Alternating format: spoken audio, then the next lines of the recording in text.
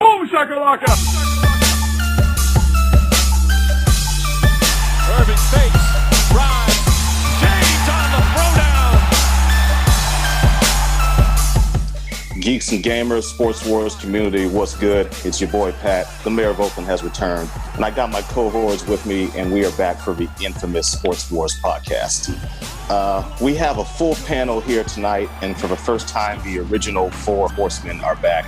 For the first time in a few months since the Super Bowl, we are being joined first and foremost by the CEO, the boss, the leader of a white delegation, Mr. Coming to you with another video himself, my boy Jeremy.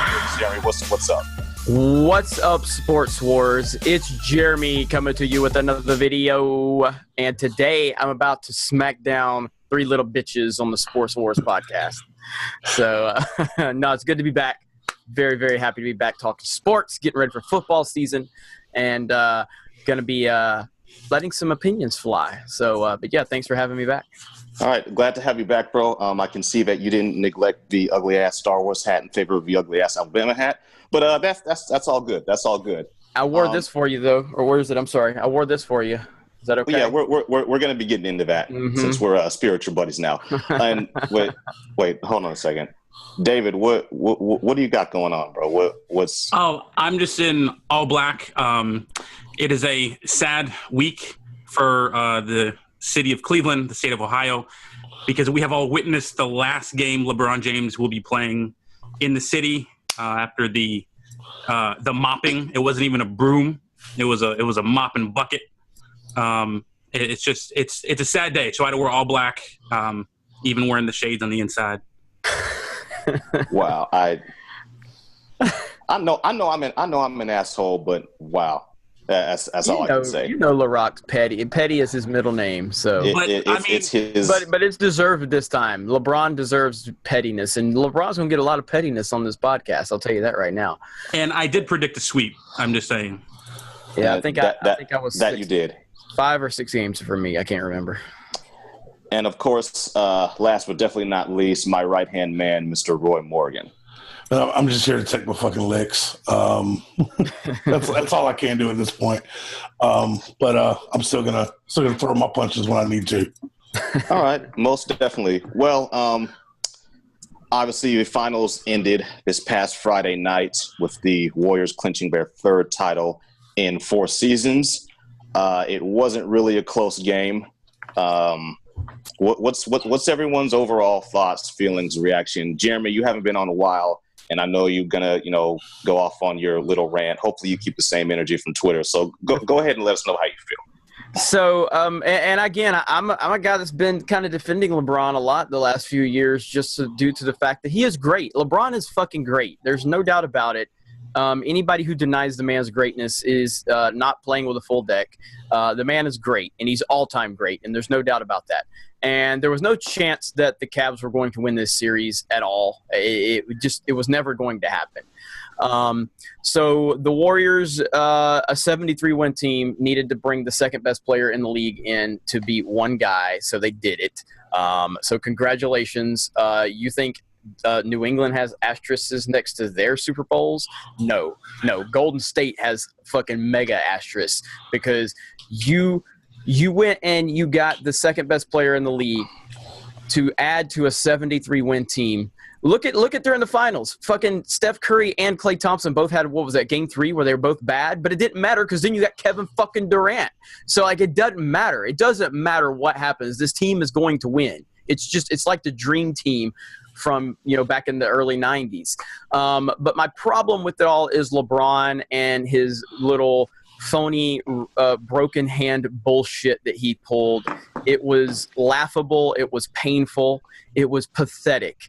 This man is the greatest player on the planet.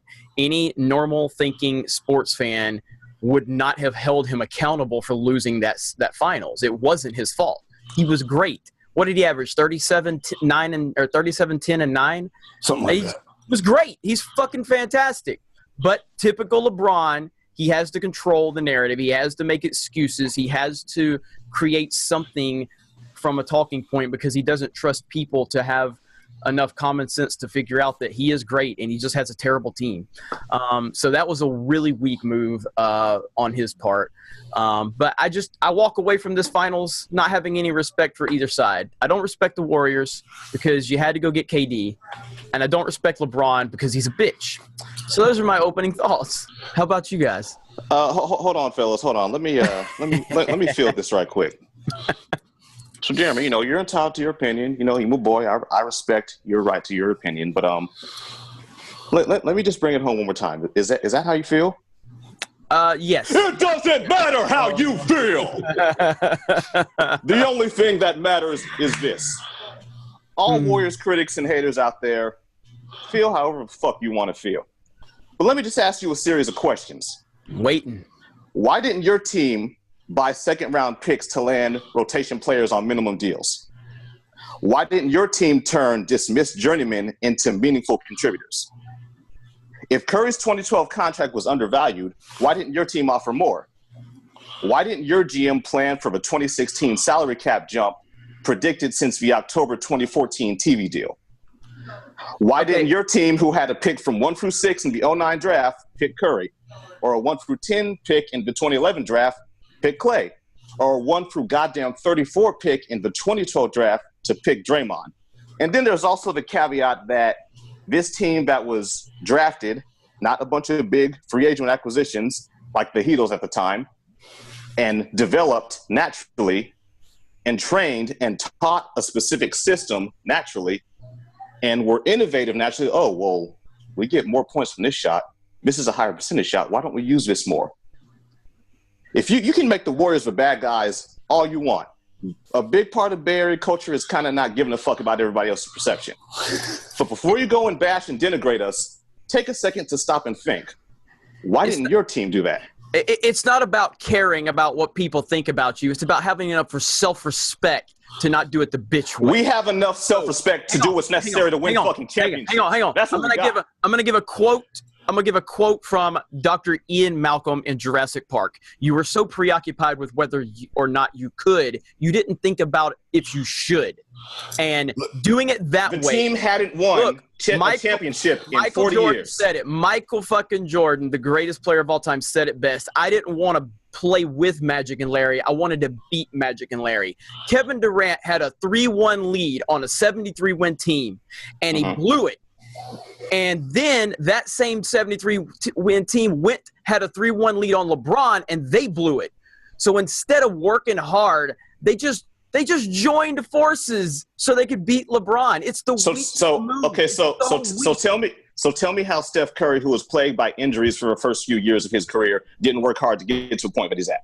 I mean, I didn't say he didn't work hard. Tell me how the Warriors organization didn't work hard from being the Cleveland Browns to where they are now. What I'm saying is Michael Jordan wouldn't have went to Larry and Magic. Michael Jordan would have tried to beat him, which he did.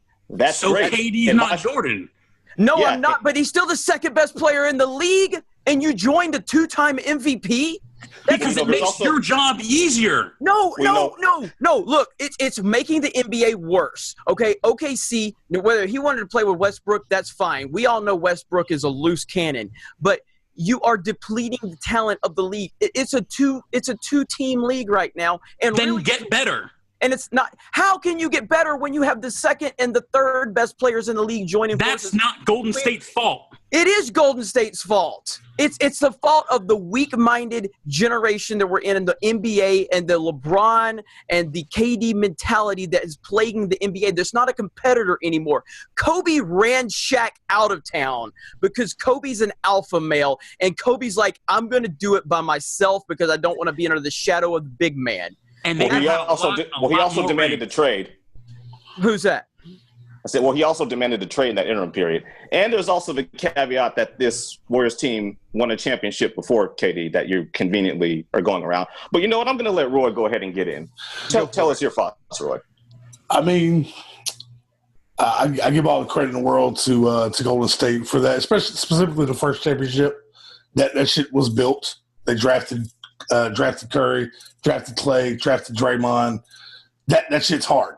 In today's NBA with player movement and that win now mentality, Coaches get fired. I mean, hell, Mark Jackson wasn't around. Coaches get fired. Players get moved. It's what they've done is almost impossible to do. And then to do that, the drafting of the players, and then to be able to bring Kevin Durant on is, I mean, that's the GM, whoever it is, needs a raise. Now, with that said, I don't fault the Warriors for signing Kevin Durant. That they went with the nuclear option. They were like, you know what? Here's a nuclear option. Win a fucking game and don't blow a 3-1 lead. Oh, no. I mean, they said, okay, we've got to go big. And KD was, I mean, I personally, I didn't like the move. I didn't like Durant's move. I thought it was kind of a bitch move. I mean, if he signs anywhere else, if he signs San Antonio, if he signs any other team besides the team that beat him in the playoffs, nobody's talking about this. But because he signed with a team that already won 73 games, and he's getting crushed for it. And the team he was up 3-1 on and went and joined them. And I know LeBron gets crushed for forming the big three in Miami, but what KD did would be equivalent to him joining that Boston team that eliminated him the previous year in Cleveland. Well, it's like this, man. Like I said, David said, get better, get better. Motherfucker, LeBron is by far, and it's not even remotely close. Kevin Durant might be the second best player in the NBA. Look, Kevin Durant on his best day is still not better than LeBron at 50%. LeBron is so much better than everybody. He's beyond everyone. But even when Steph Curry and Klay Thompson both are clanking and bricking threes all night long, Kevin Durant drops 35 or 40 points. Like, it's impossible to beat this team. It's impossible. Like, when one guy has an off night who's a megastar, the next guy's going to show up. There's literally nothing LeBron can do. It's impossible. I never counted LeBron out throughout this whole thing just because, hell. Oh, we know. I mean, they were down 3-1. I mean, they were down 3-1 2 years ago. I never count him out. As long as the dude is on the court breathing, I'm not counting him out, but nobody expected. All right, David's being way too quiet. Go ahead, David. I mean, I don't know. Hey, don't forget who the host is here, bitch. I'm sorry. I mean, they didn't do anything illegal. Nobody took less money. They're still giving KD the max. It's the perfect storm of system, player skill sets, how the game has evolved. Everything is stretched. And don't forget, it's a perfect storm of all those things plus bitches. You got to have bitches involved because, like I said, Michael fucking Jordan wouldn't do that. Kobe fucking Bryant wouldn't do that. Because they also didn't have the opportunity. Because the teams that beat them down had 4 All-Stars, had 3 Hall of Famers. They didn't need Mike to beat him. But Mike wouldn't have done it. That's my point. Then Mike would have never joined the second or third best player in the league to form an elite team. He would have. But the player movement was completely different then. I mean, I get what you're saying. The competitor's different, but I'm just saying, as a man, if somebody came up to me and offered me the same amount of money for doing half the work, and it's going to be fun, there's no Westbrook. I don't have to drop 40 a night every night to win. I can have an off night. And my boys can pick up, and we will still run. But you're trying to relate it to a day job like you and I have. Because it is. It's competition. It's competition. It's the same thing as playing ball in like a church rec league. You're gonna pick your boys that play the best with you, have fun, and you guys are gonna run the entire gym for 2 hours, drive home, and you know what? I got a good sweat in. But I disagree with that, man. If I'm playing in the gym and I'm playing against another team, and we're competitive with that team, but we just lose to that team even though we had a big lead, then is the answer for me to just jump onto the other team and play against my former team? No, that's not the answer. That's what Kevin Durant did, and that's what Golden State did, and it's just weak, man. It's just really, really weak. Jerry West went 1 for 8 in NBA Finals. He got his teeth kicked in, and he was playing with Elgin fucking Baylor. And every year, the Boston team kept kicking his teeth in. And he didn't have the opportunity to get other players in. That was the squad back then. And he told KD, get rings. It's not worth it. Malone doesn't have rings. Barkley doesn't have rings. You don't think for 1 second they're like, you know what? Maybe it would have been nice. And then they tried it later on in the career, and they were too old. And I was going to say that. I mean, pretty much. Karl Malone and Gary Payton did the same. They tried. They joined the Lakers. But it wasn't in their prime. I mean, they Two were disastrous fucking results. It was awful. And then Peyton left and joined the Heat and finally got his ring. Right, but look at the history of the games. Look at Magic and Larry. Look at Magic and Larry. What if they would have teamed up? We would not have that. Magic had 4 Hall of Famers on that squad. No, but my point is we wouldn't have had if Magic and Larry decided to join up. We would have lost that amazing competition. Having Hall of Famers is different than being the second and arguably third best players in the league. And he played with Kareem. I understand that, but that wasn't. He didn't join up with him. That's how it worked out. Right. As an organization, it wasn't a player-motivated move. It's a big difference when there's player-motivated moves. But and this is going to sound crazy, me siding with fucking The Rock here. It's a different league. I mean, back then, when did player movement really become like a thing? Back then, if you got drafted by a team, they fucking owned you. They call it the Larry Bird rights for a reason. Yeah, Larry Bird, when he got drafted, that was it. You were on that team until the team got sick of your ass. It's a different era. You didn't have a choice. What I'm saying is if Michael Jordan wanted to have the power and influence behind the scenes that LeBron has now, Michael Jordan could have had that influence. And if Reinsdorf and those guys wouldn't have given it to him, you think somebody else wouldn't have signed Jordan and handed him anything he wanted? It's all about mentality. It's all about competition. It's all about that drive. I mean, during the last three-peat for the Bulls, wasn't Jordan signing like a 1-year contract? 1-year fucking deals at the max. At the time. I mean, yes. So, I mean, I don't recall anyone saying that Jordan was holding the team hostage. He was making sure, by him signing a 1-year deal, he was making sure that the ownership, the notorious Jerry's, I mean, awful. Ask fucking White Sox fans, Bulls fans after Jordan left. He was holding them responsible for fielding a competitive team. That's not true because no, they're on record saying Jordan never said anything about players signing. Oh no, but if he saw something that he didn't like, he could say "fuck this," and that's different than trying to manipulate. Because they didn't give into the entire league. Because he didn't have to openly say, "Oh, get these fucking players." I mean, he had enough trust. I don't know who the GM was. Were both the Jerrys the GM, or were they just signing checks? The GM was Jerry Krause. The owner, I think, was Reinsdorf. Okay, Reinsdorf. Yeah. Okay, so I mean, Reinsdorf owned the Bulls and the White Sox, and Krause was in charge of player development or player movement. Yeah. I mean, there's a reason Jordan was signing 1-year deals. They asked Mike's permission, or not permission, just hey, what do you think of getting Rodman? I mean, and what's the deal that got vetoed on that got vetoed on draft night? There was a deal in place for Tracy McGrady for Pippen, and Jordan was like, "Fuck you, no, this is not happening," and they stopped it. That was what in the middle of the 3-peat, second 3-peat.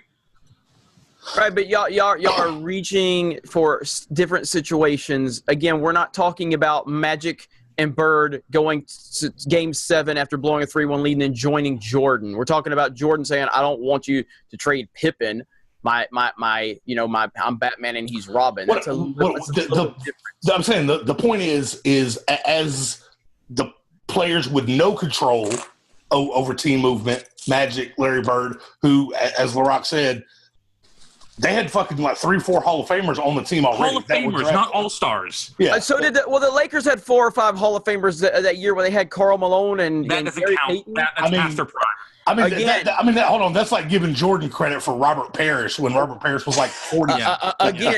Again, though, you're calling players Hall of Famers, but are those players Hall of Famers if Kareem and Magic are not are not on their team? That's chicken and the egg argument there.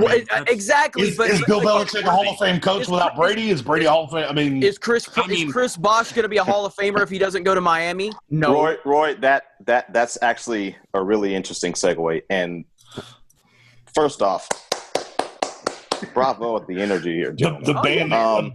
The band is back together. Yes. Yeah, the 4 assholes are back. This is what you got to look forward to for football season, motherfuckers.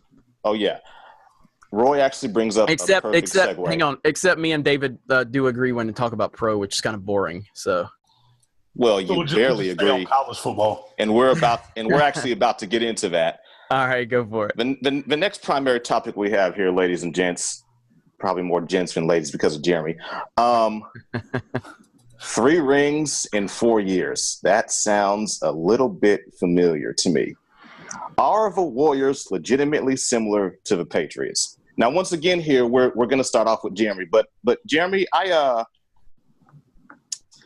as someone who considers himself a pretty objective fan of the game, I actually got a little bit of a bone to pick with you here, buddy. Okay.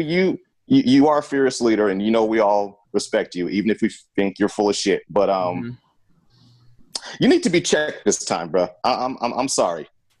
I tweet that picture to you on Saturday, just in jest, just to fuck with you, and you respond with, "Well, the Warriors are weak, and Brady wins if nobody's." Whoa, time out. Stop. It's true. Brady wins with nobodies. So let me just go ahead and go down the list. You mean to tell me that the OG from Long Beach, Willie McGinnis, multi-time Pro Bowler, is nobody? Ty Law, nobody. Troy Brown and Big Ted Washington, nobodies. And that's the prior era. Let's look at the more current era. All those guys had no rings until Tom took over as quarterback. Zip it. I'm talking. Let's go to the current era. And again, we despise what he did and the horrible path he went down, but nonetheless, Aaron Hernandez and Gronk in those 2 tight end sets, nobodies. Won a ring without Gronk. Arguably the most iconic slot receiver maybe ever, Wes Welker, nobody.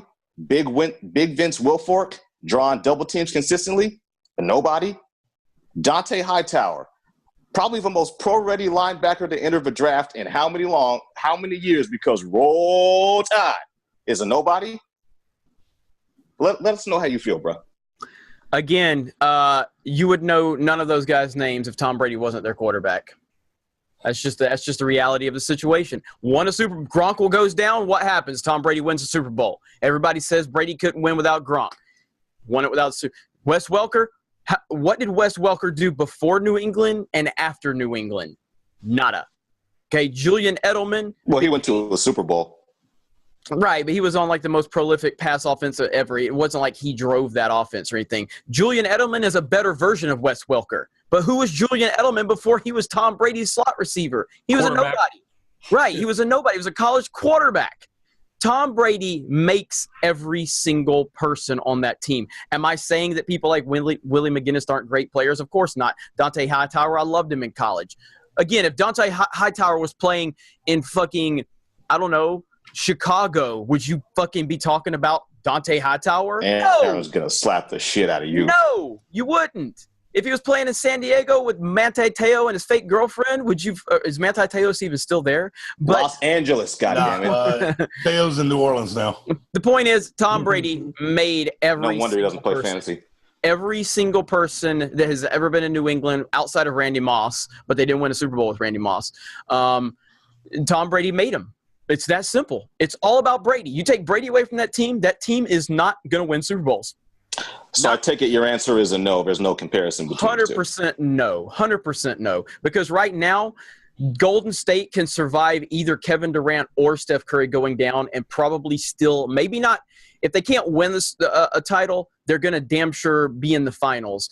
I don't know. If you take KD or Steph off of that team, I still say they could probably still beat Cleveland in the finals, but I don't know if they would beat Houston to get to the finals. No, we would have got smacked by Houston. Right. But right now that team is just like, it's so fucking good, man. That team is just beyond good. There's no one piece you take away from that team and it falls apart. It's perfect. It is.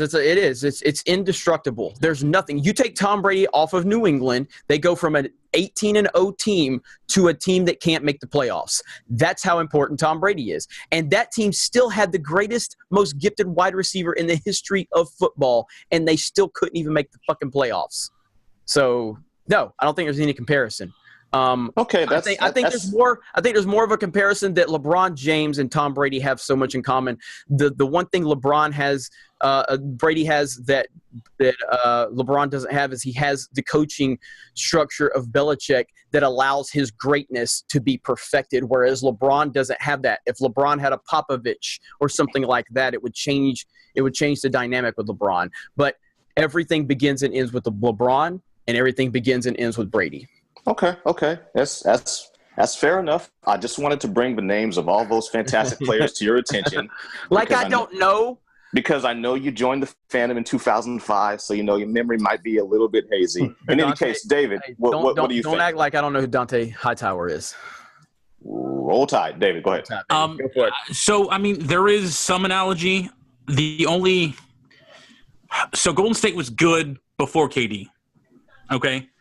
New England was Enough to good. win the championship. Yeah, I mean, New England was good before Randy.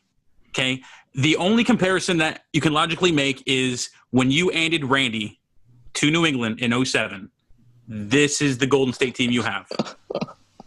That is, it's too easy. They're demolishing folks. Tom threw 5 touchdowns in one half. Like it's just in the snow against a Tennessee team. It's just, that's the only comparison. Football is extremely hard because, the 53-man roster and the salary cap and much more player movement as opposed to 12 dudes and a basketball. But the only comparison is they make it look so effing easy. And for the past 4 years, they've been there. And it's almost like who's coming out of the AFC. If you're picking anybody but New England, you're just hoping New England doesn't even play at their level, which we know that they are. That's the comparison. And Okay. I want you, when Roy gets done, I want you to come back to me. I do have a comparison for you. Is it Go ahead, from Roy. Alabama? It is Alabama. It is. It All is. right, I'm out. Shocker. I mean, Golden State, I think, it deserves the credit of being the perfect storm. You get a guy like Curry, shoot the lights out, and you pair him with a coach who basically was the same sort of guy. He was a 3-point specialist. Before Kerr got there, we can all agree Steph Curry, that entire team has an unprecedented green light to shoot threes. All time. Some threes that Curry shoots would get other players benched on any other team. Some of those, the 30, 35, 33 footers. I mean, that the shot he took at the end of the first half in game 1. And you knew it was going in. And it went in. But any other player, like imagine fucking Patty Mills taking that shot for the Spurs. He'd be sent back to Australia. Popovich would bite his head off. Fuck down, okay?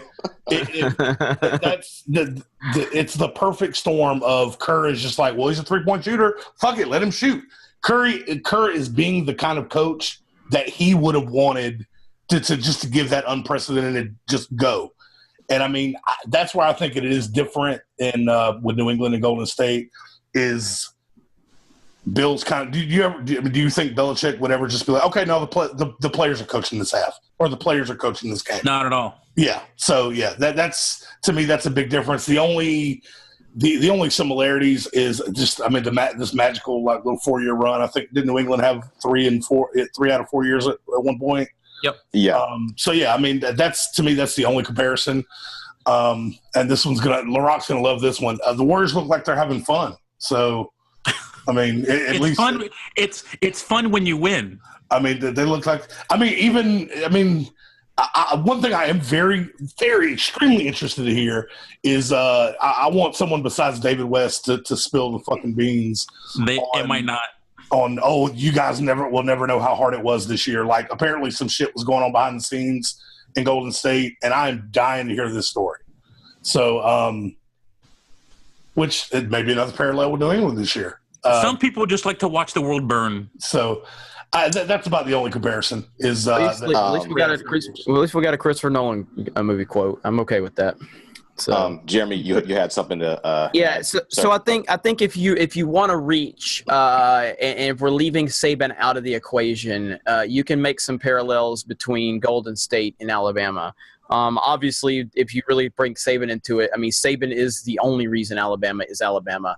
But the bottom line is, if you look at the talent on the team versus the talent on the court for Golden State, those are the two parallels I could give you right there. Now, well, Saban, he does a good amount of the recruiting. Am I right? Oh yeah, all of it. Okay. So he has a really keen eye for who can get down and who can't. Right. And so, but the thing is Saban's just a fantastic coach. He's X's and O's, the defensive side. Steve Kerr, I would never call a great coach. He's a great, he's a good coach with an all-time great team. I mean, what was Luke Walton's record last year when Kerr was out all those games? It was like 26 and like 2 or 1, something like that. So I mean, don't get me wrong, Kerr is. I mean, he's done a fantastic job of kind of like maximizing what the guys do, but nobody's going to ever accuse him of being Popovich or Phil Jackson. They're not tacticians, and he's not playing chess out there. Right. But yeah, so that's like I said, I just think the New England situation, it's all dependent on one person and one person only. Without that, New England is a 10-win team at best every year without Brady. Let's try 12 wins because you're in the same division as pathetic Buffalo. Hey, when they were in the same division as pathetic Buffalo and they had Randy Moss, they still could only win 11. So, with Matt Castle went to a Pro Bowl 2 years later and won the division and had better stats in Kansas City. So is Todd Haley better than Bill Belichick now? And he didn't have Randy Moss on that team. We're gonna have a special sports wars episode. Belichick versus Brady. Explain that to me. If it's just Matt Castle, how did Matt Castle with Randy Moss 2 years later? I'll put it how did he have lesser numbers? Explain that to me. I'll put it to you guys like this: if we ever do host a damn Brady versus Belichick importance or a fucking Nick Saban versus Bill Belichick. I don't have enough blood pressure medicine. Forget all this technology. I'm going to make you fuckers buy me a plane ticket to fly out there so that I can physically restrain you from each other. Yeah. Anyway, moving right along, we're going to get LaRock a bottle of wine for it, and we're going to get Pat a referee T-shirt. Oh, yeah. Something to match my J's. In any case, so this is where we get to the real nitty-gritty of this particular episode, everyone. This is what's going to stand out because people are going to be able to go back to this episode and reference what everyone thinks and square it up with what the tangible reality turns out to be. So, gentlemen, LeBron James. This one is going to be real simple and to the point. Where, if anywhere, does he go and why? We're going to start with the man in black. David, go ahead. I've said it since last June, and I'll say it again. And if it does happen, you can just change my name to Fortune Teller Dave. It's going to be the Lakers. Number reason why, they're the only team that can have 2 max cap spaces. So they will get A, LeBron. They will get B, my gut says Chris Paul. I think Chris Paul leaves Houston. James Harden's not the answer. That was clearly shown. 2, he already still has a house from when he was a Clipper. B, he was supposed to be a Laker before David Stern nixed that. So then you already have that, not to mention LeBron wants to run the show. Well, what's the one loudmouth father that is in the back of L.A.? Lonzo, right? And his dad. Mm-hmm. You bring in Chris Paul, boom, point guard. You ship Lonzo to anywhere. I don't know. Give me another athletic swingman. Who wants Lonzo? Who wants Brandon Ingram and a draft pick? Boom, you have another third all-star. You run Hollywood. Second of all, he said he always wanted to be a first billion-dollar basketball businessman. He also wants to be the first, or not first, but wants to own a team. There was a former Laker that is actually doing both right now, right? That Magic guy, I'm pretty sure he could talk to him about, hey, this is LA. My fingers are in everything. And I think that's where it goes to go. You can have Paul, LeBron, Kuzma for his shooting. And at that point, what free agents don't want to come to play with LeBron in fucking LA? It is LA. However, there is a dark horse, which the more I thought of this, down the rabbit hole I go, because I really don't do anything in the summertime besides work. So let's say folks are saying Boston's not going to be able to re-sign Kyrie. Okay. As of right now, the only team that LeBron could go to as it stands and beat Golden State would be Boston. Hypothetically, if they knew Kyrie was going to leave, why not trade Kyrie now? 1-year deal. You also have some draft picks. You have Jaylen Brown. You have other assets. You move Kyrie. LeBron then goes to Boston. He has the coaching that he's always wanted in Brad Stevens, who's I think he's above Popovich just because of what he did this year. Like he took Al At Horford this- and Marcus At Smart. this point, he is. Like he took As it Marcus stands Smart right now, to the he Eastern is. Conference Finals. And that's B. He gets to stay in the East, which is much weaker. And what's the top 3 markets in basketball? It's the Lakers, it's the Knicks, and it's Boston. So he still gets to control that narrative. I just don't know if his family would want to go to the East Coast, like that East. That's my thing. Because it's basketball, family, and marketing. That's the 3 keys. That's my pitch. Okay, very interesting. Very interesting. So you're staying loyal to your pick of LA. However, you think that there is a slim chance that, from a logistics standpoint, that Boston can happen. So, for example, I had $100, put 90 of it of him going to LA, put 10, he goes to Boston. Okay, very fair, very fair. Roy, I've been anticipating your thoughts on this for a while now. I actually, to kind of piggyback a little bit on LaRock's point, I heard a little bit of Cowherd today, and he's also a big proponent of LeBron to LA. And big surprise because he had his own East to West transition. The thing that he kind of prognosticated was, of course, the same thing. Chris Paul, LeBron signed to LA, and then a sign and trade deal. Lonzo and whoever LeBron and Chris Paul don't want of the young core LA has, sign and trade to Oklahoma City for Paul George. That would work with cap space as well. Yeah. To even that out. So you can imagine how awesome old LeVar is going to feel going from LA to Oklahoma. Hey, baby, big baller brand is a thing wherever. Go ahead. So that made, I honestly, logistically, it made sense. I'm not, I don't completely, the Kyrie not being happy in Boston reports are kind of picking up lately. Ainge is not a guy that stands pat. You do not give Ainge any kind of doubt. If he senses doubt, he is going to fucking trade you. No one is sacred in Boston. He traded Paul Pierce. No one is sacred in Boston. No one is untouchable in Boston. He traded Paul Pierce and Kevin Garnett in the same fucking deal. And he got Jason Tatum out of it. Yeah. So, I mean, I don't it's an interesting possibility thinking about Brad Stevens coaching LeBron, because I think that you're exactly right. I think LeBron would definitely like that to play with a strong coach. The more I think about Popovich in San Antonio, it makes sense. Cap-wise, I don't know that it could happen. Paul Gasol's still got 2 more years on his deal. They're paying fucking Patty Mills $12 million for the next 3 years. Sounds like a J.R. Smith deal. Yeah. I'm there's not enough. There's not enough Henny in it for it to be a J.R. Smith deal. To me, the what this deal hinges on is going out west doesn't make any sense.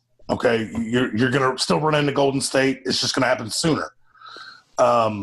Whereas to me, the Eastern staying in the East makes sense. So either Cleveland would be my number 2 team. He stays. Number 2, the better chance that he stays at, like I said, that's my number 2 option. Number 1, I still think it's Philly. Ben Simmons, Joel Embiid. They don't have to gut the team too much. Redick's on a 1-year deal, so he's gone. They've got some movable young pieces in Philly. You can get guys to re-sign with the mid-level exception and the veterans minimum. They'll follow LeBron to Philly. So question. So a healthy Boston team as it is, could Philly with LeBron as constructed, could they beat them? Boston with Kyrie. With Kyrie, Gordon, the Tatum. team that was supposed to be. Okay. I think Philly could beat them. Philly with Terry Rozier. I think Philly could beat them. It would be a much better series. It was what would Philly and Boston win? 5 games? Yeah. Okay. LeBron could.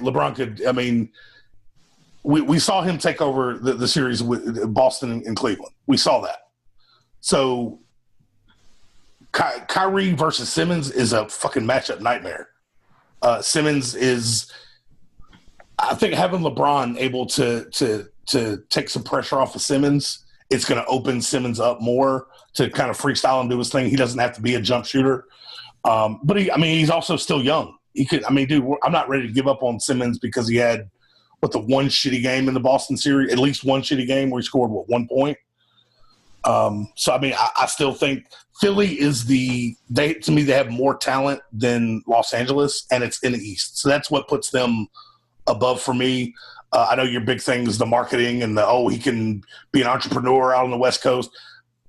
LeBron's already an entrepreneur. He doesn't need the Laker brand to sell his brand. But it'll only compound it. That's very, very interesting. Very, boss man, let's get you in here. What are your thoughts? Man, there's so many scenarios. I think that there's two, and none of them involve Kathleen Kennedy. None of them involve Kathleen Kennedy.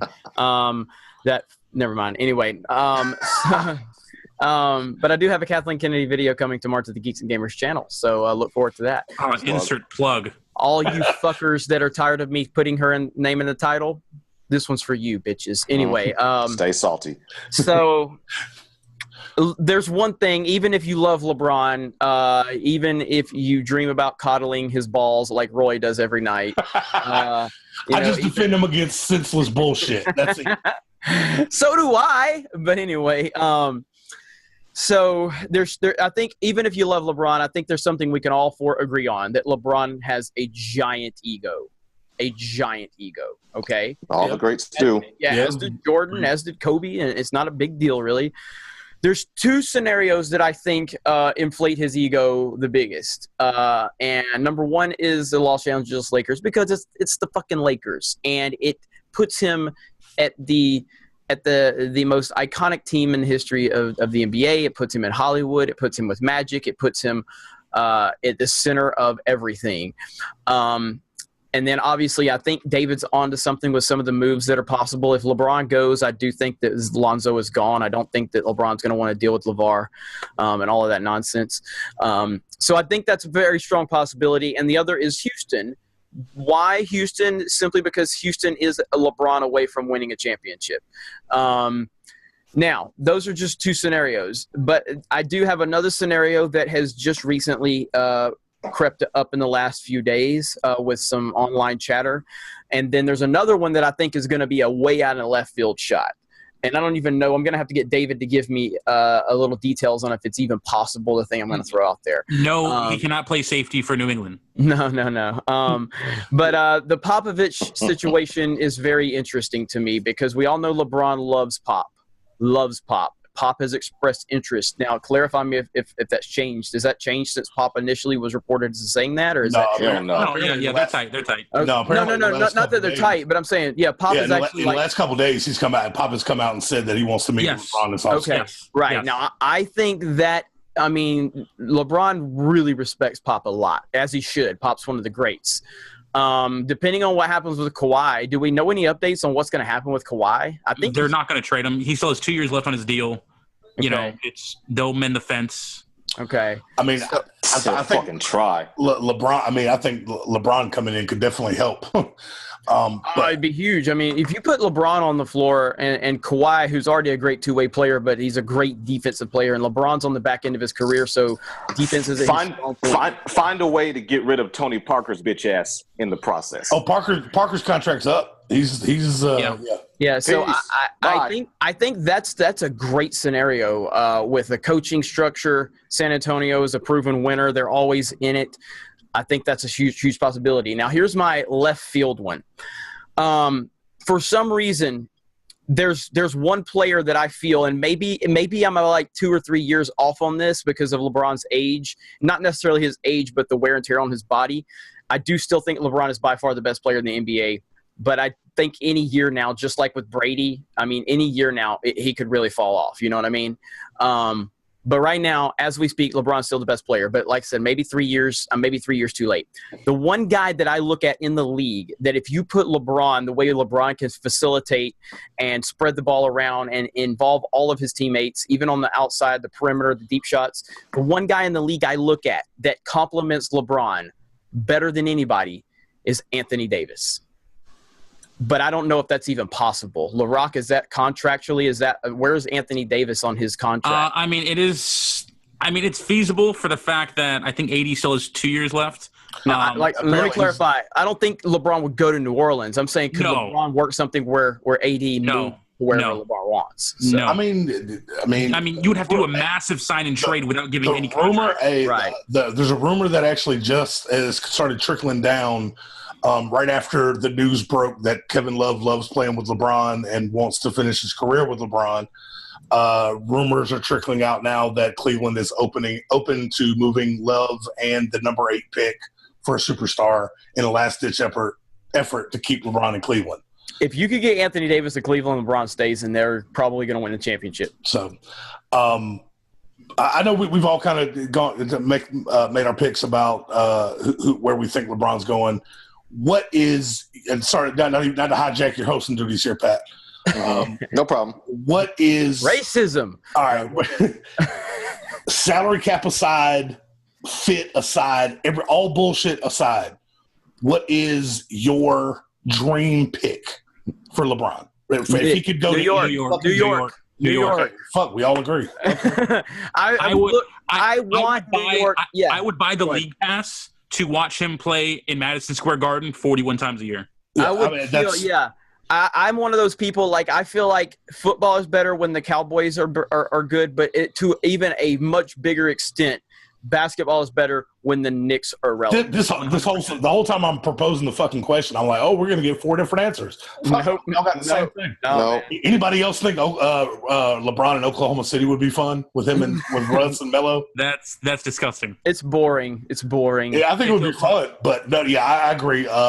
It would be entertaining in like little intermittent pieces here and there, but as a whole, well, Westbrook would drive LeBron absolutely insane. Yeah, he would. And you guys know I love Westbrook, but Westbrook he's like Heath Ledger's Joker. He's just a dog chasing cars. He doesn't know what to do if he catches one. Like, look just Westbrook's just insane.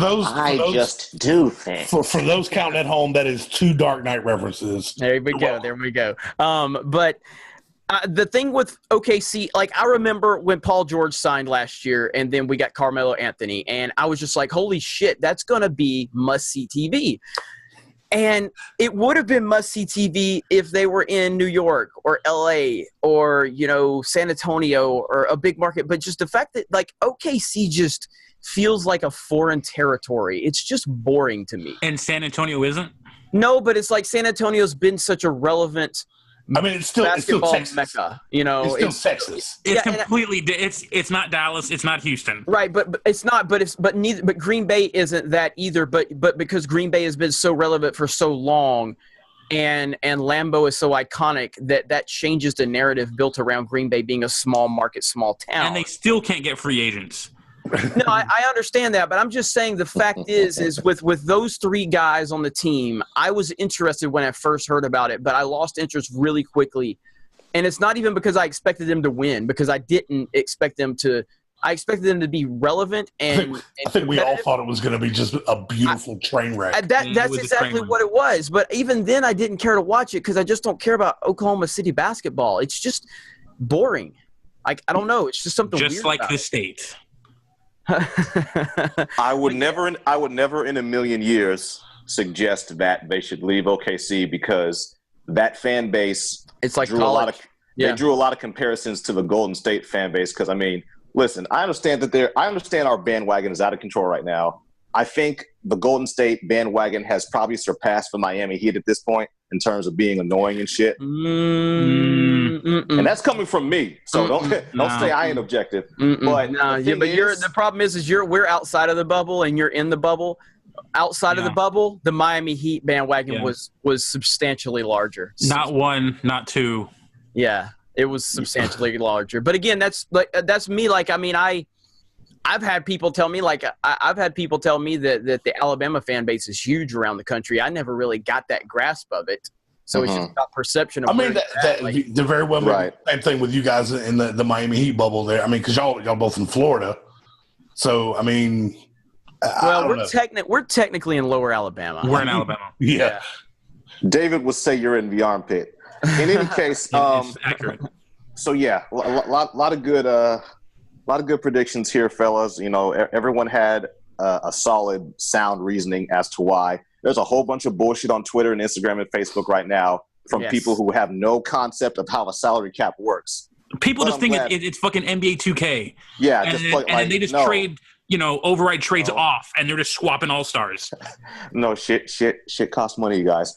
In any case, we're going to go ahead and segue into our Q&A here, which is actually a mixture of NFL and NBA. But since we've been on the NBA for quite a while now, we'll go ahead and take this question from our promotions moderator, Brandon Hicks. His question is Kawhi Leonard done in San Antonio if Popovich is gone? So this, I guess, is under the presumption that Popovich may or may not retire. Let's start with Jeremy.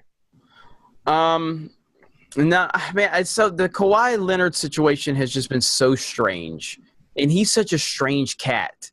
I don't know what to think about him. I really don't. I don't know how to wrap my mind around what this dude is all about. I like Kawhi as a player, but he's just such an aloof person that it's really hard to get a gauge. So if I'm making a decision, I say he stays.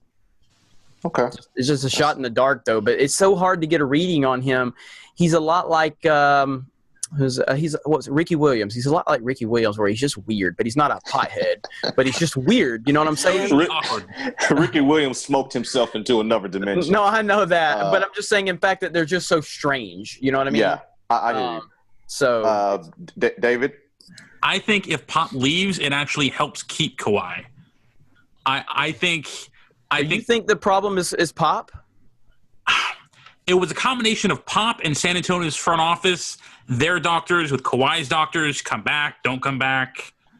It's a strange situation. I don't, and it'll never leak because it's San Antonio, but something was off. But again, I think time heals all wounds.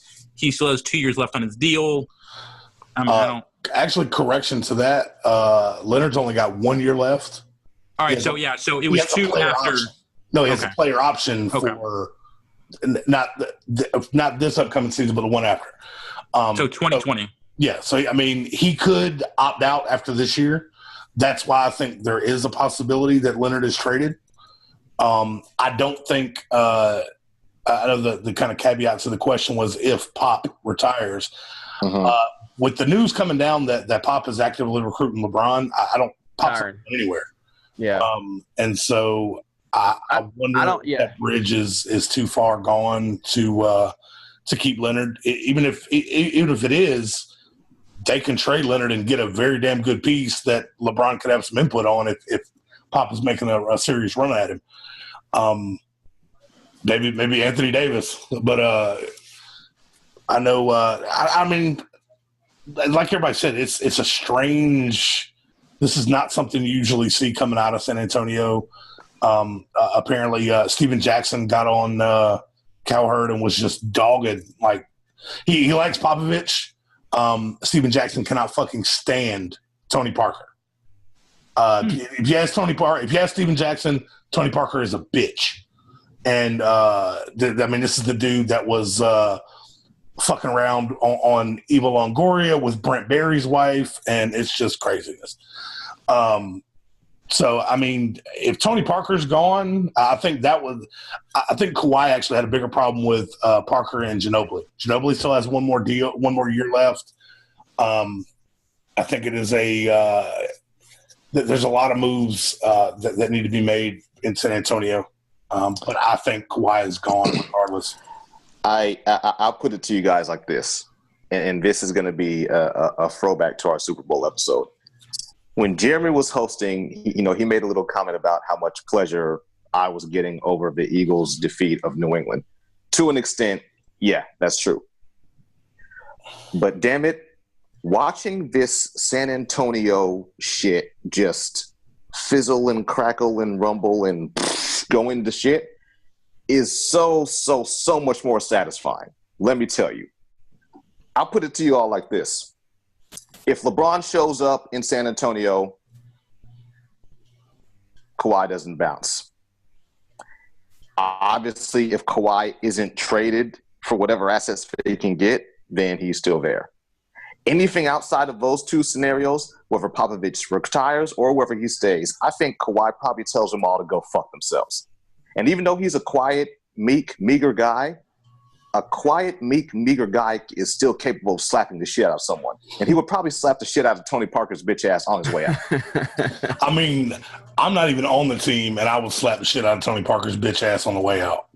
So, so that I think that rounds out how we all feel about some of the happenings in the NBA. Segueing over to maybe you guys can refresh my memory. What's this other sport where they throw around that lever ball? You know, the thing that we talk about too much? Foosball. Is it baseball? Foosball. One of those? Curling. One of them shits. Of course, we're being sarcastic, folks. Segueing right on into football, pro football, David, don't have a connection. We got some questions from my boy Caleb. So starting off, what are everyone's way too freaking, I love how Caleb is so like PG-13, early Rookie of the Year predictions? Let's start with Mr. Jeremy. Say that again. I'm sorry. I was making sure my connection was still hooked up. No problem. Way too early prediction for Rookie of the Year in the NFL. Holy shit, man. I got to think about the draft. I didn't even pay attention to much of the draft because I've been so busy bitching about Star Wars. So I'm going to have to look at the draft list and go to Roy, because Roy's going to be on top of this one. So okay, no problem. Roy? I guess we're doing like overall Rookie of the Year, not breaking it down defensive and offensive. Yeah, I mean, you can kind of take it in whatever direction you want. I know the name that Caleb wants to hear. Old Boomer Sooner, Baker Mayfield. I don't buy that one at all. I think that's who Caleb would like to see. I'm sure he doesn't think 100% that he will, but shit. I mean, what kind of streak are we on now with the Rookie of the Year not being a first rounder? Well, no, was he? Yeah, I mean, wasn't Dak Rookie of the Year previous year, and then this past year was should have been Kamara, but it was Kamara. So I mean, doesn't have to be a first round pick. I'm gonna in an extremely way too early Rookie of the Year. I'm gonna go and I'm gonna let my homer show, and I'm gonna pick Nick Chubb. Really? You couldn't go the other way? Fuck you, David. I'm going to go Nick Chubb just because they're going to get a steady dose of him, and I'm not picking fucking Sonny Michel. Sorry. David, I know you have something probably very specific So you went with a running back in a crowded backfield with a rookie quarterback, right? I'm just making sure they're going to be handing the ball off, man. Which dude? They're going to be handing off. Chubb's the downhill between the tackles guy. Yeah. Duke Johnson is going to be catching the ball out of the backfield when they're not throwing it to fucking Josh Gordon and Jarvis Landry. And in pass packages, Duke Johnson is going to be the guy. Carlos Hyde's probably going to be cut by training camp. Nick Chubb is going to get fucking north-south runs. I'm going there. That's good. That's rich. So this is obviously with the – I'm going to do my plug now, the Cover 3 Fantasy Football Podcast coming soon. Obviously, I've been deep diving a lot. Rookie stuff like that. The one dude I really love. Hopefully, I say his first name right. I don't watch SEC football. Carry on Johnson. Detroit, the dude's gonna be a monster, right? LeGarrette Blount, he's basically not even a running back anymore. Amir Abdul probably won't even make the team. So you put him behind a stud offensive line because Patricia, we actually built that. You have a high IQ quarterback in Stafford. You have weapons on the outside. He can run and he can catch, and they're not going to take him off on third down for Duke Johnson. And his numbers are skewed because he ran the Wildcat, I guess, and I guess that's the formation where you catch it yourself and your quarterback's not on the field. I guess that's popular in college. Well, I mean, his numbers were a little skewed because I don't think he started the year as the starting running back. Oh, and then towards the end of the year, he actually he got hurt. He fucked his shoulder up. Okay, that makes sense. His combine numbers, he has a faster burst than Le'Veon. So once he sees the hole, he's gone. I think he's going to get a shitload of touches. I think he outperforms fantasy-wise. I think he outperforms Barkley. Okay, so I think Baker Mayfield is going to be a good quarterback in the NFL. I don't think he's going to have a good season in Cleveland. I do think he's got a good opportunity with Coach Hugh Jackson, and they did have the 4th pick also, but it's not going to happen. It's going to take a few years for Baker to make some noise, and I think he has a chance. Before I get to the guy that I'm going to hang my hat on for Rookie of the Year, I'm going to take an opportunity to mention 2 Alabama football players. The best player that was drafted this year. Does anybody know who the single best football player that was drafted? Do you know who that is? I'm sure he's going to say Minka Fitzpatrick. Minka Fitzpatrick. No, it's Fitzpatrick. It's Minka. What are you going to say, David? The left tackle for Georgia. Yeah, no, Minka is the best football player in this draft. You know what? Shout out to David LaRock for dropping the name of a guard right there. Listen, it's going to be left tackle, but just go ahead. Now, my other person I want to highlight, and this is a question because, again, I have not been following football as closely as I normally do because I'm so swamped in Star Wars bullshit. What's going on with Julio in Atlanta right now? Wait and see. I mean, I'm asking. I'm genuinely asking because I've only heard little snippets. I have not been plugged in to. I mean, he is currently. Training camps are, I guess, mandatory off-season workouts started today, and he is not there. He is negotiating a deal currently. He doesn't want to. Amongst a handful of other guys who aren't at camp, Khalil Mack, Aaron Donald, they're not at camp because they're negotiating deals. I guess, as LaRock put it earlier, Julio saw that deal that Sammy Watkins got and is like, "Fuck this, pay me, pay me." So he's going to get a deal that's going to make him probably the number one paid wide receiver until Beckham gets his deal, and then if I was the Giants, I would be negotiating very fast because the Julio deal is going to set the market. Kind of like Ryan's deal set the market for Rodgers. So, well, the reason I ask that is because, if Julio is potentially not going to be in Atlanta, I think that Calvin Ridley has a real opportunity to make a lot of noise, and he still does, even with Julio there. The only problem is, Andy Dalton. Matt Ryan is the one throwing the ball, and so that's the problem. But Calvin Ridley has actually looked fantastic in the rookie workouts. Of course, everybody looks good in shorts and a t-shirt, but he has looked like a stud, and he is going to get slot reps, and they're gonna move Sanu around to get Ridley more touches. So yeah, well, and just the fact that you have Julio who commands so much attention, I think Ridley is going to have a huge opportunity. Matt Ryan is a good quarterback, so I think Ridley's going to make a lot of noise. But my pick for Rookie of the Year is going to be Saquon Barkley. Yeah. Mainly just because you have Odell. I'm not the biggest Barkley fan. I think he's a good running back, and I think he's a great athlete. So I pick him because he's in New York, and Odell Beckham is gonna create so many running opportunities, and Barkley is a great athlite.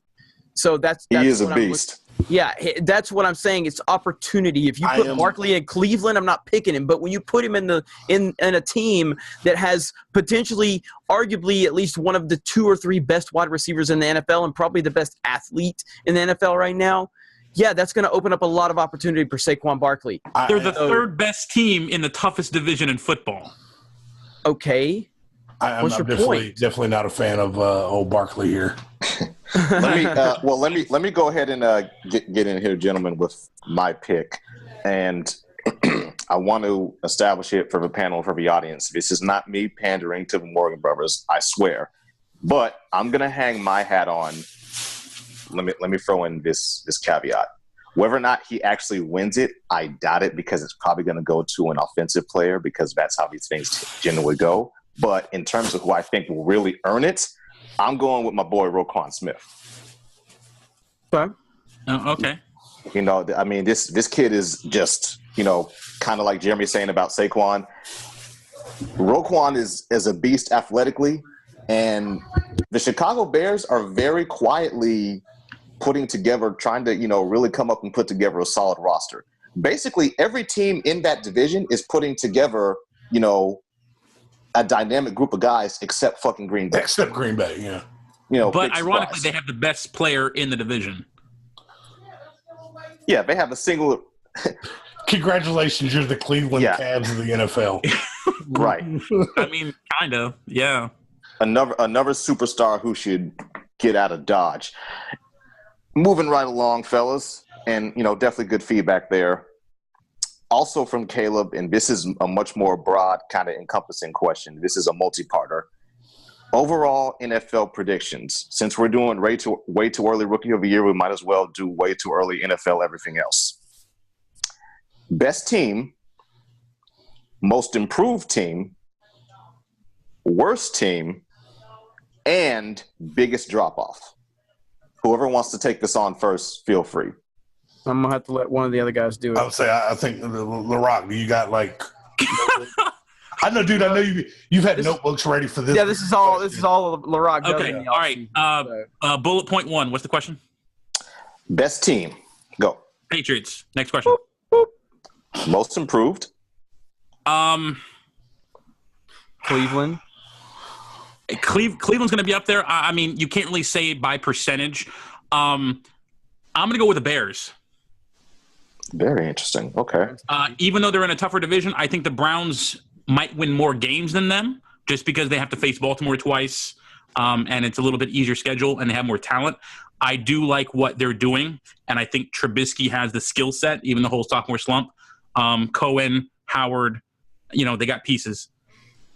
Okay. Next part. Worst team? Buffalo Bills. They have the worst skill set in the entire fucking league. Right now, their Vegas motherfucker. AJ McCarron's gonna whoop that ass. Okay. Don't forget Kelvin Dunkin' Donuts Benjamin. Goddamn it. They have the worst skill set in the entire fucking league. No love for Jordan Poyer. They lost 2 offensive Pro Bowls on their offensive line.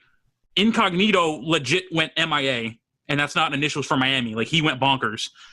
Doing God knows what. I mean, didn't he get arrested or he got put on a psych hold for throwing weights at somebody in a at the fucking gym. FBI agent. The only days I'm confused is when Incognito isn't arrested. Like when I hear hang on, I haven't gotten an alert that Incognito was arrested today.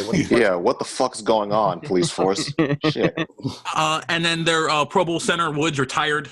You have McCoy coming off an ankle injury. He's 30-something. And you replace Tyrod Taylor, who had one of the lowest turnover percentages of all quarterbacks in the league, and you throw either AJ McCarron out there.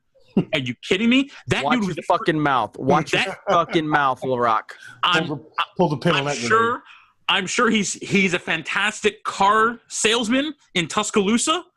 That dude is going to get reamed. He was a free agent when quarterbacks were in need for 3 weeks. And the Bills were like, all right, come on. No, Buffalo's the worst team in the league, and it's not even.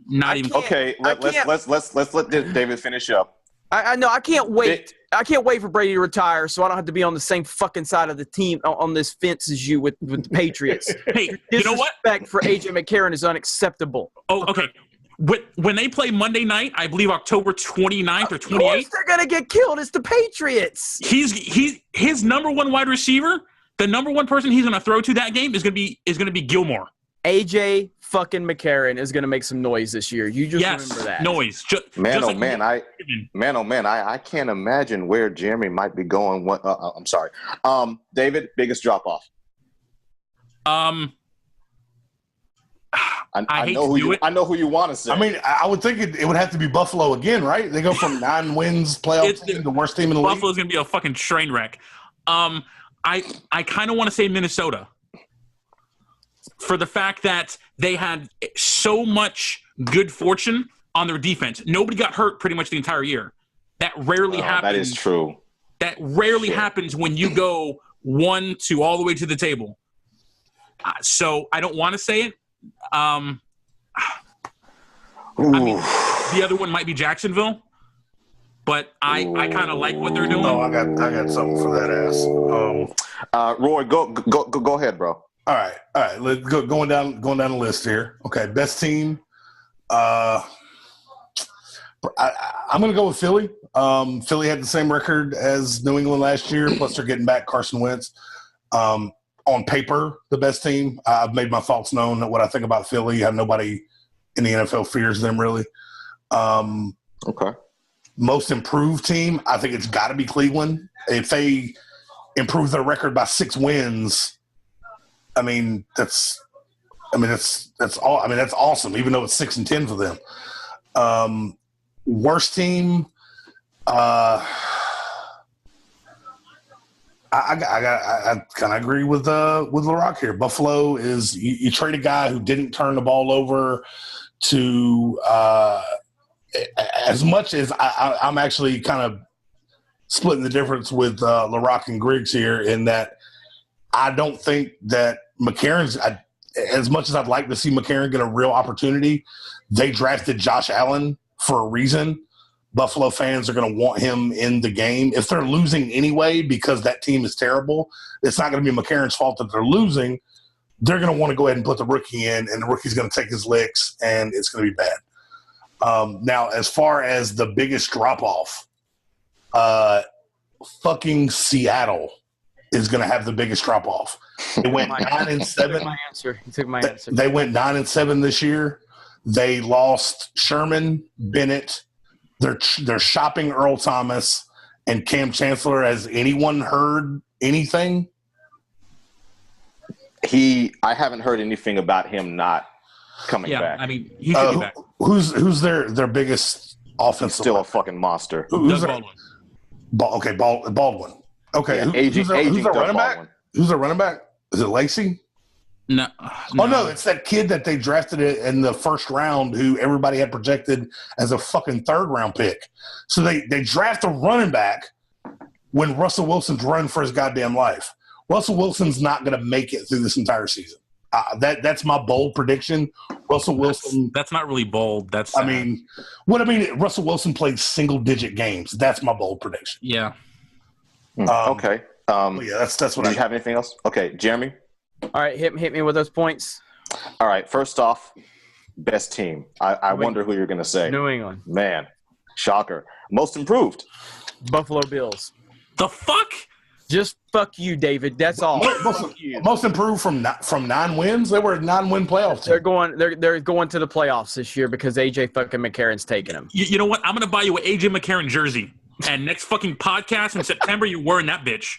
No, I'm kidding. I do think, based on just if you look at the true definition of most improved, I do think Cleveland is going to have a very decent year by Cleveland standards. I mean, 6 wins, they're having a fucking parade in Cleveland. I get it, but again, 6-7 wins is a monumental achievement right now, and I think Baker Mayfield has the it factor.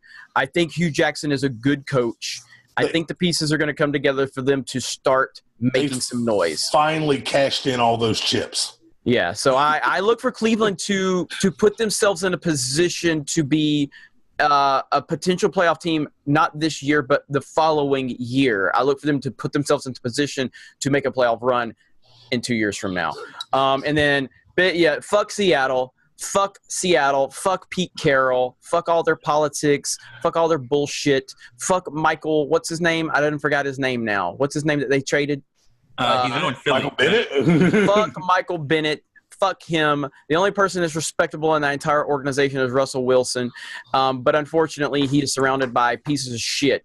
So Cam Chancellor does donate to kids and help women lose weight. Well, you know what? I donate to children's charities, but I still watch porn like every fucking body else. I'm an asshole. Okay? That is way too much information, bro. Okay, so who's your worst team overall? Me? No, your worst team. You didn't give your worst team. Like, who do I think is going to be the worst team? Yes. Man, I got to think about that one for a minute. Sound it out. I mean, it's. I think Seattle has a chance to be terrible this year. Absolutely terrible. I think they do. So worst and biggest drop off? Well, I don't know. Over under 6 wins. For Seattle? Yes. Under. I'll say under. I'm looking at a 4 or 5 win team this year. Because you've got Jimmy G over there in San Francisco, which again, I like Jimmy G. I think they overpaid for him big time, and I think that that's going to hurt them in the long run. But I think they're going to have a really nice year this year in San Francisco. The Seahawks are about to pay for all the shit talking and the running roughshod over. And they're definitely West. They're going to be the worst team in the NFC West. They're probably – I don't see a team that they're going to be better than in the NFC South. And I don't know if they're going to be the worst team in the NFC this year. That's my prediction. Go. Yeah. Who's going to be worse than Seattle this year in the NFC? The Redskins. Possibly. Okay, so outside of that. What? Yeah. Really? Yeah. Why? I think as great as Jimmy is, I think it's too much stock into that snippet. Their defense really didn't get any better. Okay. Granted, they still have a lot of pieces offensively. McKinnon, Garcon, Kyle Shanahan's a genius. They're coming into a wave of momentum and positivity this year. That's gonna account for something in the beginning of the year. If they get off to the right start and win a game or two by the skin of their teeth, that could really set them off to beat. I'm not saying they're gonna. Like I said, I do think they overpaid for Jimmy. I think they overpaid out the ass, but he is a good quarterback, and he's a good-looking dude. He's a great-looking dude, and so this took a weird turn. Man, look, he is a handsome dude. Looks matter in life. He's okay, he's a stallion. That's what he looks matter in life in every aspect. It doesn't mean that you have to look good, but you still. If Barack Obama looked like Flavor Flav, he wouldn't be president. It's that simple. It's that. I'm just glad that Jeremy and LaRock are both sitting down. Yes. I mean, I actually dressed up for the occasion, so that just means next podcast I'll be host. That's how that works. Look, maybe this is wishful thinking on my part, but I want to see Seattle burn in hell. That's what I want to see. And so I haven't been as plugged into the NFL offseason as I normally am because of everything else going on with Geeks and Gamers. But right now I'm looking at Seattle having a terrible year, and it feels like all that stuff's going to come crashing down. The Super Bowl, the decision, the pass, the strategic way they go about things. Like, who the fuck wouldn't just hand the ball to Marshawn Lynch just to win a goddamn game? Another side quest for the little Seattle rant. Over under on the seasons left for old Stinky Pete in Seattle. If they don't make the playoffs this year and have a really bad year, I think he would bounce immediately because that's what he does. Yeah. And because he is all about him. Yeah, because you see what he did at USC. I mean, they were Alabama. They were Alabama. I think if they end up with the season that me and Griggs are expecting, I think he's gone. He's gone after this year. But before we go fully down the rabbit hole of what happened at USC and make me completely miserable, let me go ahead and give you guys my feedback. All right. Here we go. Okay, best team. AFC, New England, barring injury. If something, and I'm not wishing it on them, don't try to twist my words. If something catastrophic happens injury-wise, the AFC is wide fucking open. For sure. People try to put Pittsburgh solidly in that number 2 spot, but their secondary is fucking awful. So let me clarify what you're saying. Is Tom Brady? If Tom Brady's healthy, New England's fine, because that's really what it comes down to. It don't matter who the fuck else gets hurt. That's not true. That is true. That's not true. Julian Edelman goes down, they go to the Super Bowl. And Gronkowski goes down, they go to the Super Bowl. If we have lost, they go to the Super Bowl. Trade Wes Welker, they go to the Super Bowl. If they have multiple injuries on either sides of the line, or if Gilmore goes down. Wait. Just 2 years ago, they had multiple injuries on offense. Brady was throwing to part-time Foot Locker employees, and they still won the Super Bowl. Before you guys go off on too much of a tangent, I'm sorry. Allow me to finish. My bad. AFC, yeah, New England. NFC is going to be a knockdown, drag out between the last 2 championship participants. I think Minnesota has been knocking on the door, and now they have a much more solid answer at quarterback. In Philly, they're getting their MVP candidate main guy back, to a pretty lethal offense and a defense that hasn't lost any major pieces. You still got Malcolm Jenkins, you still got Fletcher Cox, you still got Brandon Graham. Most improved team, don't judge me, I'm going to go ahead and hang my hat on the Detroit Lions.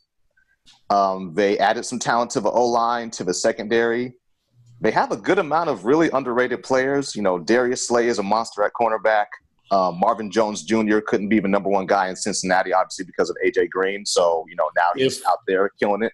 And, you know, Patricia can bring Stafford to that next level. Stafford he's been dying for a good coach, man. Yeah, we all know Patricia can Stafford fucking has a scheme defense. cannon. Yeah. I mean, don't go listen to your grievances, David. Worst team.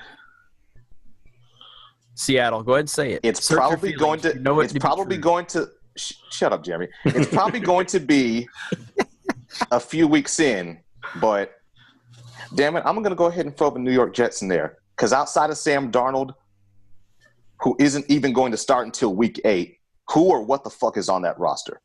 How many games they win last year? Yeah, I mean, dude, you know, I said the same thing last year about the Jets.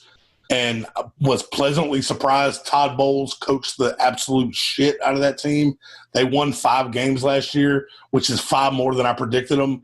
If you go back to one of our first episodes of the Sports Wars podcast, I predicted these fuckers to go 0-16 because I thought they had the worst roster in the league. And Todd Bowles managed to get 5 wins out of them. I'll put it somehow they got worse. Somehow they got worse.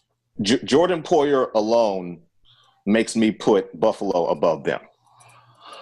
Biggest drop-off. And A.J. McCarron. Of course. And real quick, before you say your biggest drop-off, hang on. Before you say – I just want to make a note that you mentioned the Jets could be the worst team, and that's a possibility. But if they would have given a certain person named Tim Tebow a shot years ago, then they wouldn't be in this position right now. So this is karma, bitches. Go ahead, Pat. My apologies. No problem. Biggest drop-off. Goddamn.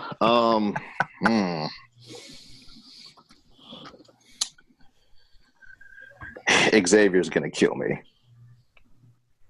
I'm not sure the Steelers are gonna be this super high-powered thing going into next year. Now we all know that Big Ben is a tough guy and plays for injuries, but kiss my ass, Jeremy. He ain't Brady.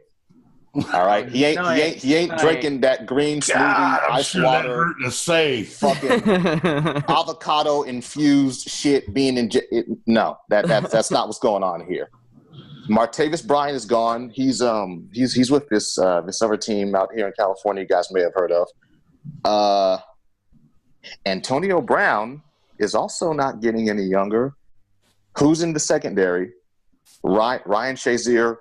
Bless his heart. Really hope his recovery is going well, but he's not going to be there. And he was the heart and soul of that defense. I mean, what's to prevent Pittsburgh from going 10-6? Their schedule ain't pretty. Baltimore being in their division. Yeah, Joe Flacco's terrible contract. If Tom Brady is avocado smoothies and sleeping in an iron lung, then Ben Roethlisberger is bacon double chili cheeseburgers and belligerent in a women's bar bathroom. Accurate. After his 15th Heineken. Yeah. I mean, all the respect in the world to Big Ben. I mean, as a player, the guy, I still think he's one of, if not the best deep ball quarterbacks. And, you know, that team, when they're really going, like, I have a ton of respect for the Steelers. But what I have an issue with Pittsburgh is the strategic approach of Mike Tomlin in the biggest moments. He continues to go with shit that doesn't work. Oh, gee, guys, we're going to New England for the AFC Championship. Let's try a zone defense and see what happens. Like, what? No. And blatantly overlooking Jacksonville. Yeah, that's the Tyronn Lue coaching moment of the year last year. And it's funny you bring that up, David. As much as I like Jacksonville's defense, I think Calais Campbell's one of the most underrated guys maybe in the last decade. AJ Bouye, monster. Jalen Ramsey. A lot of people who have sticks up their asses complain about Jalen Ramsey and his personality. I think Jalen Ramsey is a really interesting and fun character within the overall NFL landscape. Nonetheless, cornerbacks. Nonetheless, luck is gonna come back in some degree. Deshaun Watson is gonna come back in some degree, and you have New England light over there in Tennessee. I think just off strength of the propensity of their division, Jacksonville is looking at a nasty drop-off. I hate to say it, but I feel so. I feel that way. That's fair. Very possible. Yeah. Gentlemen, we are going to go ahead and wrap things up to this, very calm, very orderly episode that we've had. A lot of respect. No language. No arguing or fighting. Of course not. None of that. We're been really nice. I don't like none of y'all. We're not a bunch of jerks here. This is like the Beatles reunion tour. Jeremy, do you have any shout outs, sir? Just want to shout out everybody who has subscribed to the Sports Wars YouTube channel over from the Main Geeks and Gamers channel. We really appreciate that. We're up to almost 1,100 subs now on this channel, and everybody who's continued to support the Facebook group and the podcast network has been great. And I see a lot of bright things in the future for Sports Wars. I know David has his fantasy football podcast show coming out very soon, and we're going to be bringing a lot of content to this channel moving forward. I'm going to be doing some live streams very soon. We want to work to try to get this channel monetized. Once we can get to the point where we can apply for monetization, it's going to take a while, but I think in the next few months we can get there. And just want to say thanks for having me back, and I look forward to some football season. And fuck all of you. Okay. David? Yeah, just exciting stuff coming down the pipeline. Just, looking forward to it. 87 days as of today until opening kickoff Sunday. All right. Can't wait. Roy? And David, are you counting down the days to college football season 2? Or? No. So I actually only do professionals who are good at their job, not amateurs. Okay, gotcha. Just making sure.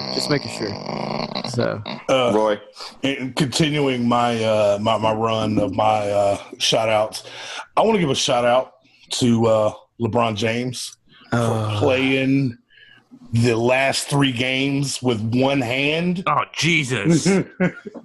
He pulled a Shaq Griffin out there, basically, and almost lost his hand. The rumors are it's going to be amputated. They're going to put a bionic hand in place.